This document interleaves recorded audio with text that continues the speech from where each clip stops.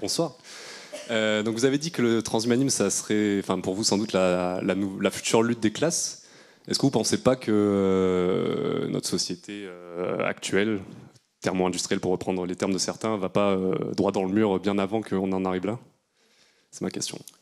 Ne pourra pas, pardon, je ne vous ai pas entendu. Est-ce que vous ne pensez pas qu'avant d'arriver à justement cette lutte des classes transhumanistes, est-ce que la société mondiale ne va pas vers un effondrement qui va arriver bien avant ce type de lutte des classes? Vous êtes collapsologue.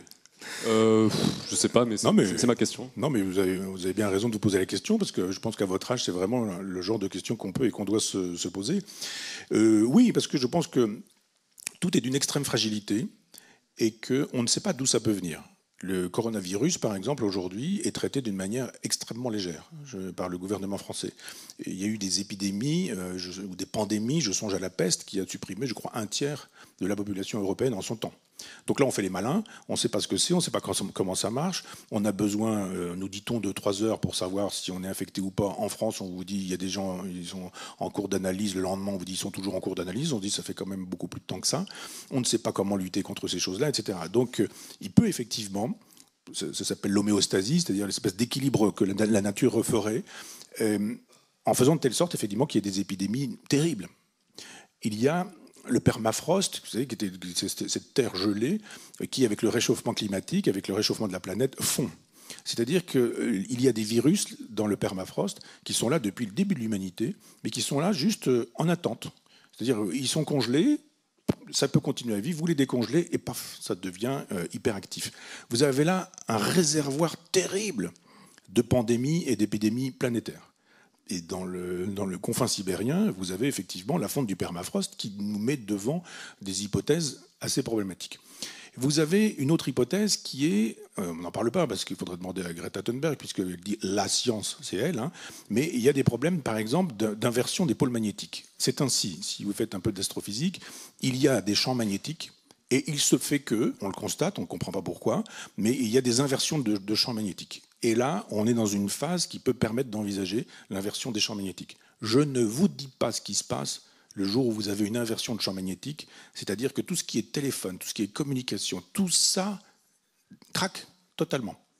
Donc vous avez une épidémie avec, par exemple, les virus inconnus. Vous avez, avec l'inversion de ce genre de champ magnétique, des problèmes incroyables. Vous avez la possibilité aussi d'une collision avec des météorites qui sont... Il faut savoir un peu ce qu'est l'univers. On a fait des progrès parce qu'on sait qu'on est dans la nature et qu'il y a la planète, mais il faudrait qu'on fasse des progrès pour savoir qu'on est dans un cosmos. Et il faudrait qu'on sache que ce cosmos est dans une logique de plurivers, et que ces plurivers ou ces multivers, ou cette pluralité des mondes, elle suppose des connexions dont nous ne savons rien. Mais l'idée de dire que c'est sans relation, c'est ridicule. C'est en relation. Donc on ne sait pas ce qui va se passer, on ne sait pas ce qui peut se passer. La collapsologie, elle peut avoir affaire avec des virus, elle peut avoir affaire avec des problèmes d'astrophysique, elle peut avoir affaire avec de l'économie, quelque chose de beaucoup plus prosaïque. Vous savez, ce qu'on appelle le fiduciaire, ça a à voir avec la foi. Si vous donnez un billet, que quelqu'un vous dit bah oui, ce billet il vaut bien 10 euros, eh bien il n'y a pas de problème, vous prenez un objet et il vaut 8 euros, il vous rend 2 euros. Il y a une transaction et elle est fiduciaire parce qu'elle suppose la foi. Si vous n'avez plus la foi, il n'y a plus de monnaie. On le sait bien avec les assignats, par exemple, de la Révolution française. On l'a vu avec les marques avant que Hitler n'arrive au pouvoir. On apprenait à l'école qu'il fallait une brouette de marques pour acheter une motte de beurre. Eh bien, aujourd'hui, l'espèce de volatilité de l'argent qui est devenue l'invisibilité totale, puisque finalement c'est le crédit pur. L'argent n'existe plus, il est plus construit sur l'or. Vous aviez de l'or, vous aviez de l'argent. Aujourd'hui, l'argent est construit sur la foi. Si la foi s'effondre, vous n'avez plus rien. Qu'est-ce que vous faites d'une économie qui s'effondre totalement parce qu'on se dit mais vous avez prêté à quelqu'un qui a prêté, à un autre qui a prêté et à un autre qui a prêté, finalement vous n'avez rien prêté puisqu'il n'y avait rien derrière tout ça. Ben, tous ces gens-là font une faillite totale et qu'est-ce que vous faites quand vous avez les banques qui font une faillite totale et généralisée?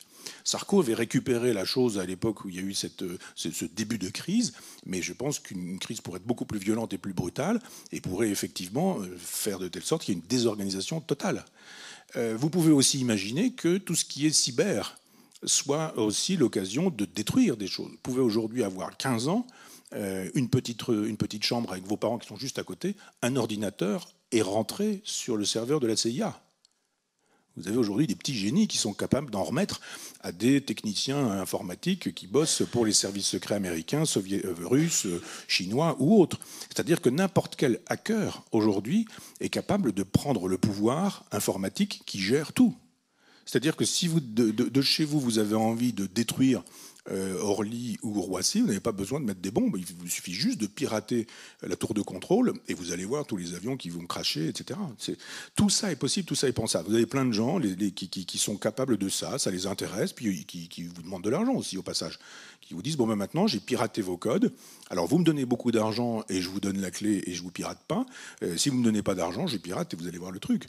Alors évidemment vous avez des contre cyber hackers qui eux font le nécessaire pour que ça n'ait pas lieu, mais tout ça est pensable, tout ça est évidemment tout à fait envisageable. Vous pouvez très bien aujourd'hui priver la France d'électricité à partir d'un clavier chez vous dans votre chambre. C'est tout à fait envisageable et pas besoin d'avoir fait des études d'informatique, parce que vous avez des gamins qui ont sucé ce lait-là dès le plus tôt, des gamins à qui on a donné des téléphones portables pour rigoler, des tablettes pour rigoler, et qui ont un cerveau qui est fabriqué pour faire fonctionner ce genre de choses-là. Puis après, vous rentrez sans aucune difficulté, vous avez toute la liste des codes, et vous avez des génies de gens qui disent paf, paf, paf, ici, comme dans une hélice d'ADN, vous allez modifier juste un truc et vous allez produire une maladie. Eh bien, vous faites exactement la même chose sur le logiciel de l'armée française, de la police française, des vols aériens, enfin des vols, tout court, des bateaux dans les ports qui sont gérés effectivement par l'informatique, et vous mettez une pagaille totale.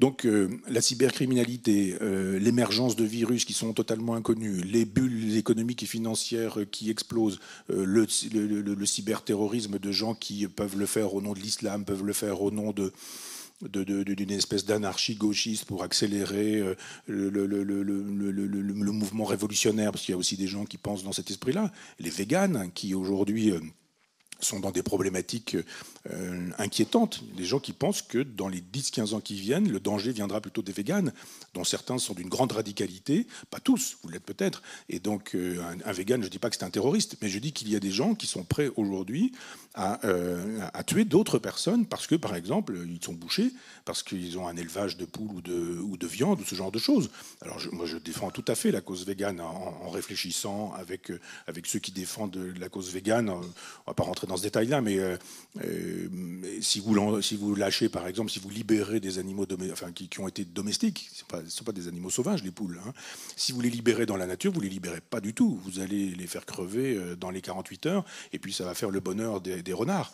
Et donc il faut réfléchir avec les véganes. Ils ont raison de dire qu'il y a une surconsommation de viande, il y a une surproduction de viande, que nous avons un rapport hystérique à la viande, à l'alimentation carnée, etc., etc. Tout ce combat-là m'intéresse. Mais il y a un moment donné où vous avez des ultras sur ce terrain-là qui sont des gens pas gênés. C'est-à-dire que quand vous rentrez dans un laboratoire et que vous balancez tout en estimant que c'est pas normal qu'on fasse des tests sur des animaux, tout ça est fort sympathique a priori, mais éventuellement vous pouvez virer des virus et les envoyer dans la nature, ça ne gêne pas un certain nombre de ces gens-là. Donc il y a effectivement un danger chez des gens qui n'ont pas de morale, qui n'ont pas de sens républicain, qui n'ont pas le sens des valeurs communes, et qui estiment qu'il faut sauver les animaux, le reste de l'humanité dût-il périr. Je vois sur les véganes, il y a des gens qui sont en train de dire qu'il faut interdire les chiens d'aveugle.